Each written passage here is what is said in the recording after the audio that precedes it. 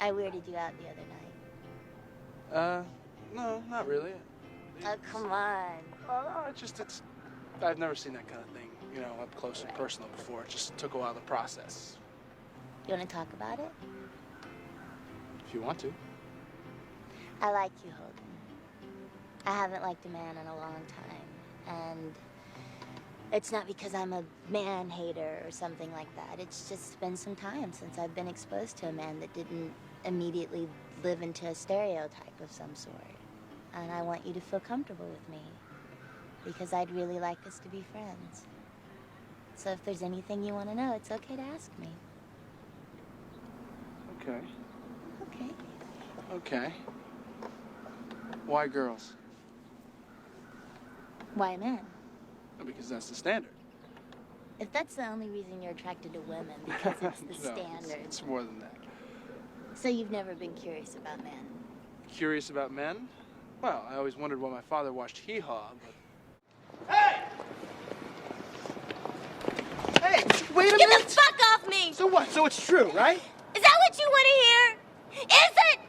Yeah, Holden, it's true. In fact, everything you heard or dug up on me is probably true. Yeah, I took on two guys at once. You want to hear some gems you might not have unearthed? I took a 26-year-old guy to my senior prom and left halfway through to have sex with him and Gwen Turner in the back of a limo. Or how about in college when I let Shannon Hamilton videotape us having sex, only to find out the next day he broadcast it on the campus cable station. They're all true, Holden. Didn't you know I am the queen of suburban legend? Did you somehow fucking fail to mention this to me? What the fuck's wrong with you? How could you do all those things? Easily. Some I did out of stupidity, some I did out of what I thought was love. But good or bad, they are my choices. And I am not making apologies for them now. Not to you, or not to anyone. And how dare you lay a guilt trip on me about it, in public no less. Who the fuck do you think you are, you judgmental prick? How the fuck am I supposed to feel about all this? How are you supposed to feel about it? Feel whatever the fuck you want to feel about it, all right? The only thing that matters is how you feel about me.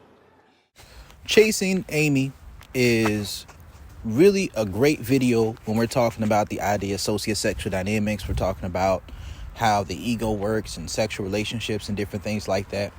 I think a lot of people misunderstand Chasing Amy, or at least they misinterpret it in a way to see Ben Affleck's character is just completely an insecure man, right? I disagree. And I'm going to tell you why I disagree. I disagree because throughout this movie, something that oftentimes a woman may not understand is that in her place of insecurity or her place of disinterest, she may grow to like a man emotionally. She may grow to be even attracted to a man. But to a man, what we like the most is having our ego stroked, right? Is having a dominant sexual ego. Now, they had opportunities to where she could have been honest about how she moved, how she got down before, but she chose to hide that information.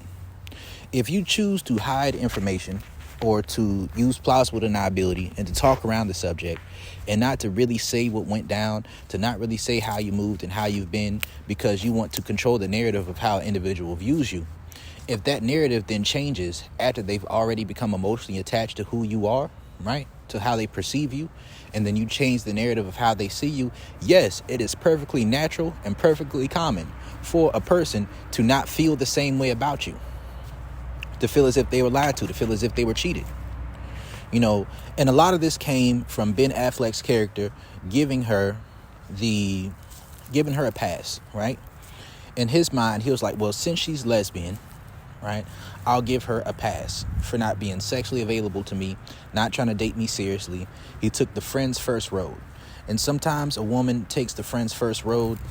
Sometimes a man will take the friends first road for a variety of reasons, right? She came into his life and she started teaching him things. She started giving him guidance, but she wasn't honest about how she moved. She wasn't honest about her experiences. And they didn't establish that sexual compatibility, sexual chemistry, and explore all the things that they liked and got into before they were in a place where they were emotionally invested in one another and before they were in a relationship. Something to understand is that as a man, You need to know a woman's sexual past before you get into a relationship. And I'm not even saying that in a way to mean that you should judge a woman based off of her number of sexual partners or something like that.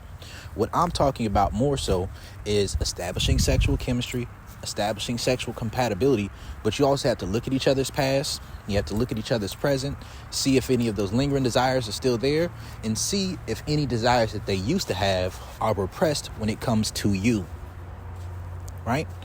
Because oftentimes a woman may see being less sexual as growth or as maturity, right?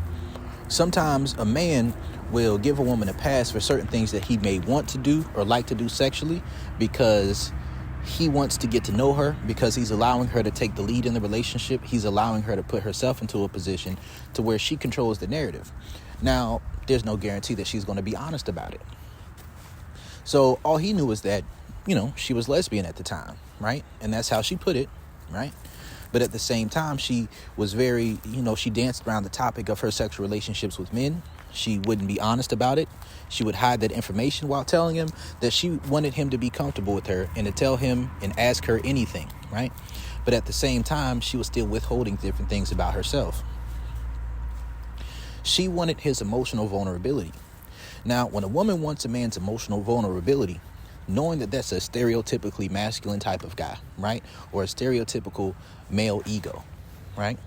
And then she goes from that place to desiring that from a man to be in a relationship with him. If she's had experiences that exceed the experiences that he give her, or that she's giving a certain level of, or she has given a certain level of sexual access to herself that she hasn't given to him, that man is not going to feel the same way about her. He's not.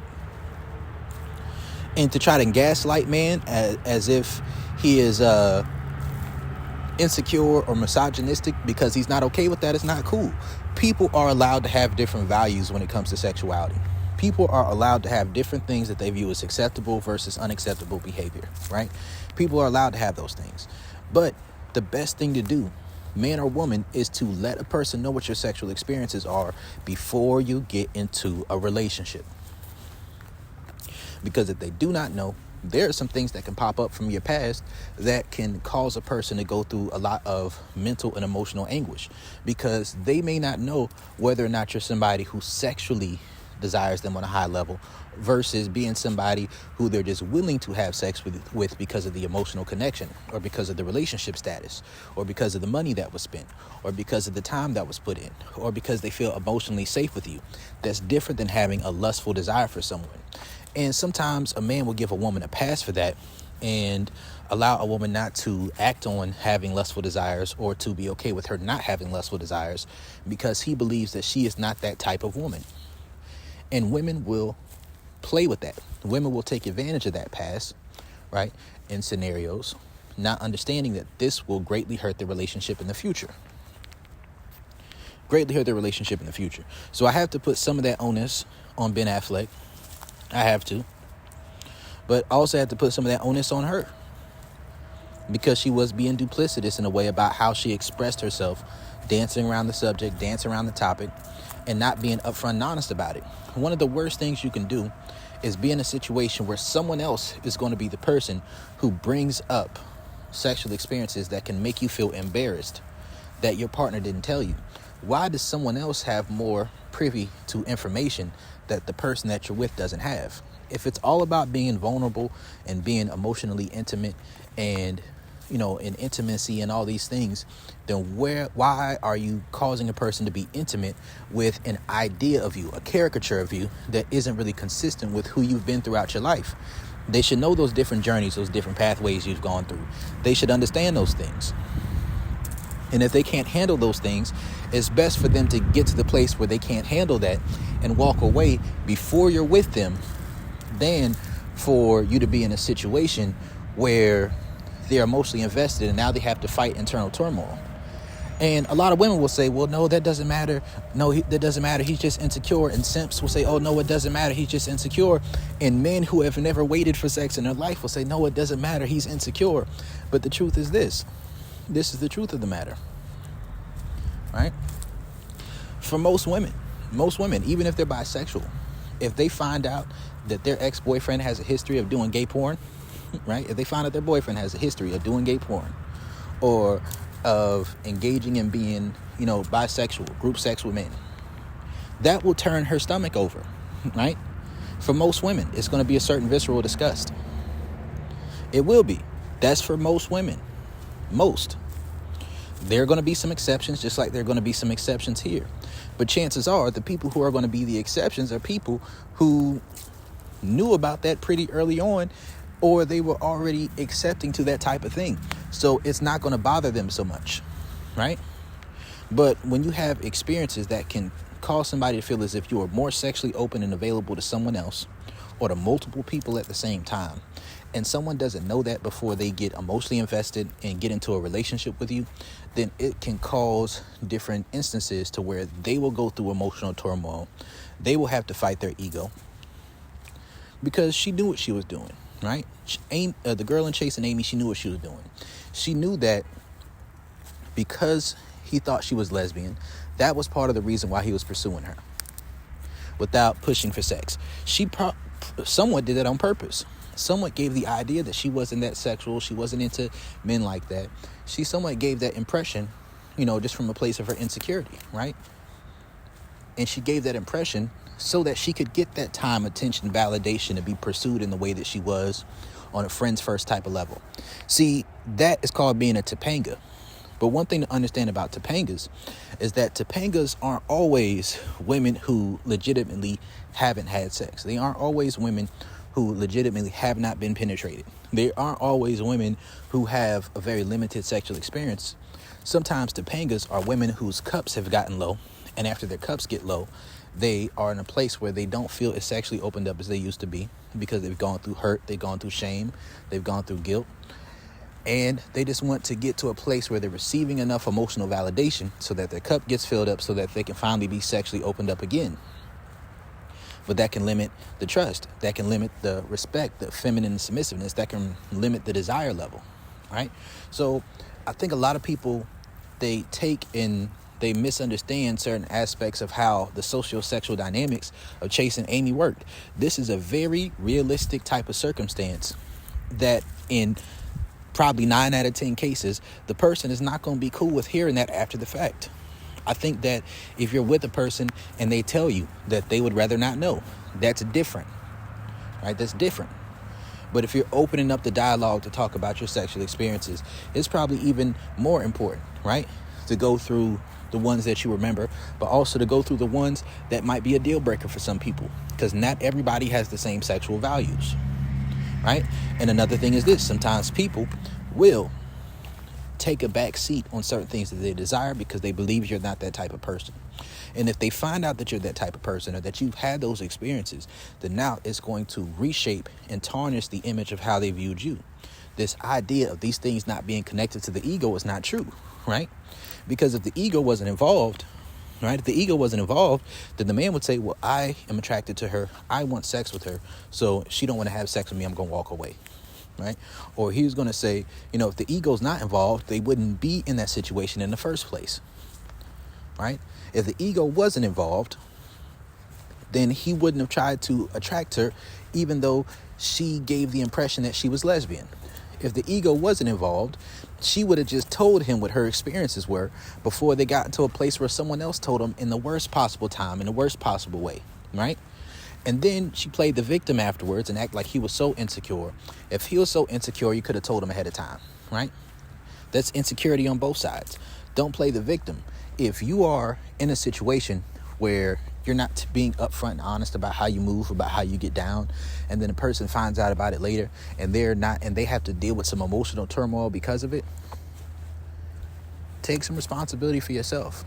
And the man has to take responsibility for himself. The woman has to take responsibility for herself. But don't put yourself in a circumstance to where you're playing the victim when you misled and you misguided somebody about who you are simply to get emotional validation. And then when they no longer want to emotionally validate you, then now it's an issue. Most men who have a certain level of a lack of care about a woman's sexual past are typically men who aren't going to try to wait for sex in the first place, right? Let some of these same men wait with a woman because they think that she's not that kind of girl. There's a lot of the same men who say that he's insecure. Let that type of man wait with the woman, not have her be fully sexually available to him, not have her get on his program, not, have her have certain boundaries and things like that she doesn't want to do sexually with him that he really desires to do. And then find out after he's invested from some third party that doesn't even know him, that a bunch of people know that that's what she's been getting into. Let some of these same men be with the woman for a year, 2 years, right? Maybe she doesn't give head, right? You should leave anyways if that's what she don't do. I'm not even gonna have sex with a woman the first time if she don't give head. I'm gonna be honest with you. I ain't done that since a long time ago, right? But what you got to understand is that if a man has enough ego to be in that situation in the first place, that it is going to hurt him if he finds out things he doesn't know later. If you can be honest with somebody about your experiences, that's cool. But sometimes a woman will be honest from a perspective of her psychological reactance. She'll be honest from a perspective of feeling that those experiences were her not in her proper state of mind, because she views being less sexual as being more secure within herself. So she may try to paint an image and paint a picture of her past sexual experiences as someone was abusing her, even if it wasn't abuse. Maybe try to paint the picture of she was taken advantage of, when that's something that she initiated and wanted to be in, right? And she enjoyed it and she went back and she kept fucking with the guy, right? Or it was something that was her idea, she started it, right? And then to try to paint the picture that that's a different person than who she is now. I don't want that different person necessarily. You know what I mean? You got to be my hoe before you can be my housewife. And that's something that some people will have an issue with me saying. But honestly, I don't give a fuck. I don't.